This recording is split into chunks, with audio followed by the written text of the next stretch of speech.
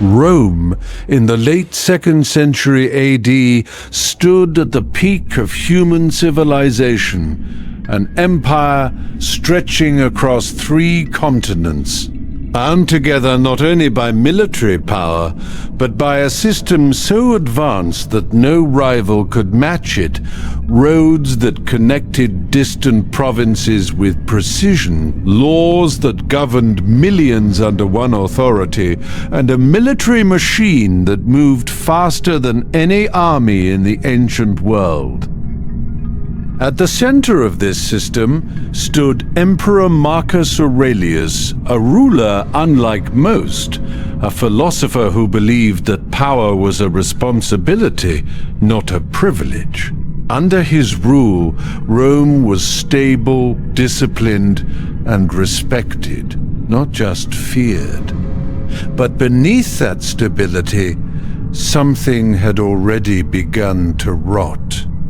The Roman army, once composed of loyal citizens, was changing. More and more soldiers were recruited from outside Roman lands, men who fought not for Rome, but for money.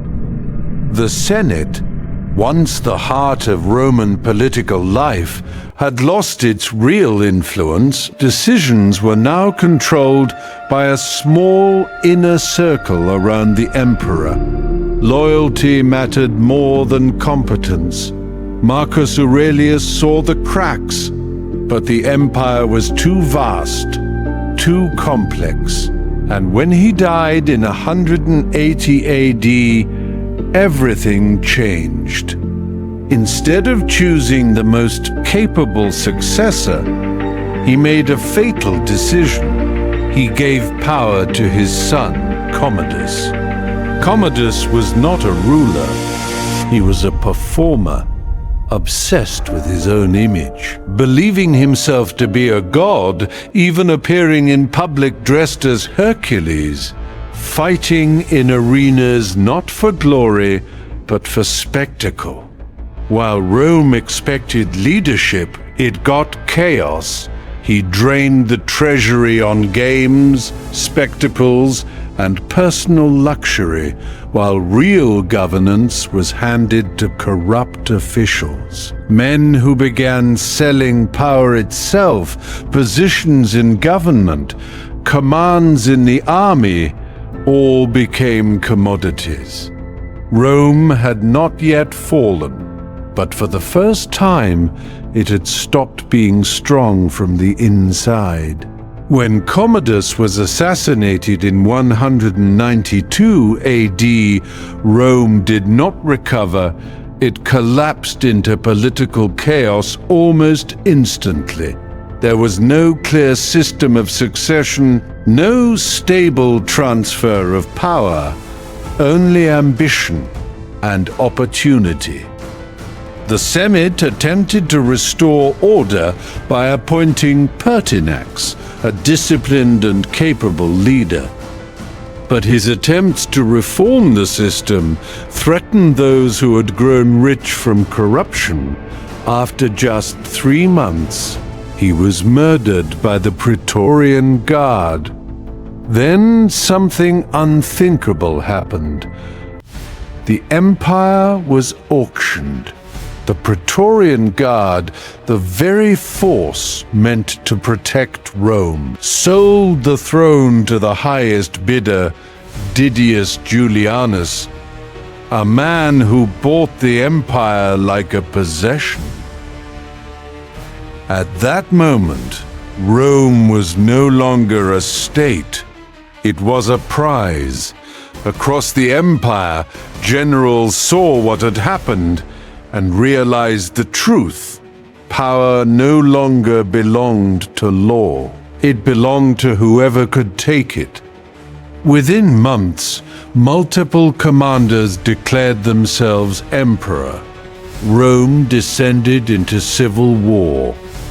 Septimius Severus emerged victorious, but instead of restoring balance, he changed the rules forever. He made the army the foundation of power. From that point on, Emperors were not chosen, they were backed by soldiers. And Rome became a military state. Severus strengthened the army, raising salaries, granting privileges, ensuring loyalty. But this came at a cost. The army no longer served Rome. Rome served the army. After his death, his son Caracalla took power and immediately murdered his own brother to secure the throne. Violence became normalized. Then came one of the most misunderstood decisions in Roman history. Caracalla granted citizenship to nearly every free man in the empire, not for unity, but for taxation. Citizenship had once been a symbol of honor. Now it became meaningless. At the same time, the economy began to collapse. The currency was devalued, silver content reduced, inflation spread rapidly. Trade weakened, trust in the system eroded, and emperors came and went. Some ruled for months, others for days. Power was no longer stable. It was temporary. As political instability grew, the economy continued to decline. Heavy taxation crushed farmers, forcing many to abandon their lands. Agricultural production dropped. Trade routes became unsafe. Cities began to shrink. The Roman currency lost credibility. People turned to barter instead of money.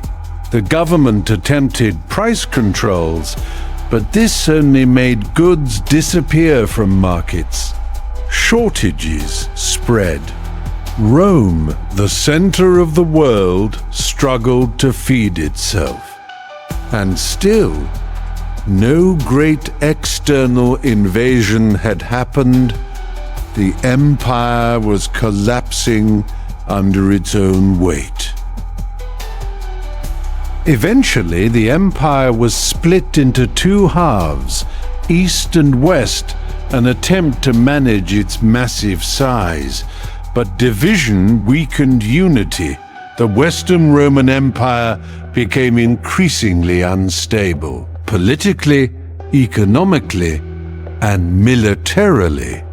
Meanwhile, external enemies began to notice. Germanic tribes, Goths, Vandals, all saw the same thing. Rome was no longer invincible. By the 5th century, the Western Roman Empire was barely functioning. Leadership was weak, the army unreliable, the economy broken. In 476 AD, the final emperor, Romulus Augustulus, was removed from power. There was no great battle, no final stand, just silence. Rome simply ended, not with a war, but with decay.